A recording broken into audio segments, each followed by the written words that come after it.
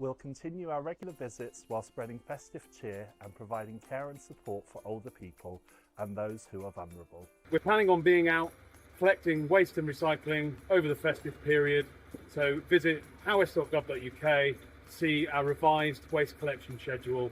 Byddwn ni yma i helpu gyda materion bris a chymorth bris hyd yn oed ar ddydd Nadolig. Bydd rhywun ar yr ochr arall i'r ffôn. Our gritting crews are on standby 24/7. If snow or ice hits, we'll be out making roads safe and responding to emergencies, so families can stay connected at this time of year. We'll be on hand to help with any emergency repairs, making sure your council home stays safe and secure during the holidays. Cyfarchion y tymor.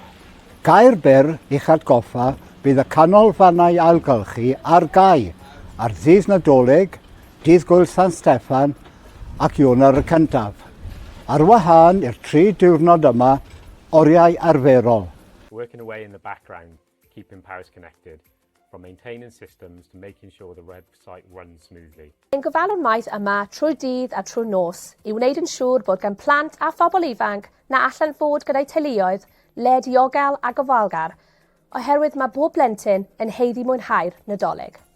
We'll be out in the festive season, keeping your streets safe and clean. We are here and working to make sure that anyone facing homelessness is safe and warm.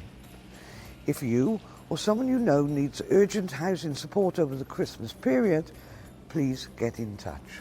We are here working hard to deliver good quality local services for you and your community. We provide a range of services that touch many aspects of your daily lives, often without you even noticing, even over the festive bank holidays.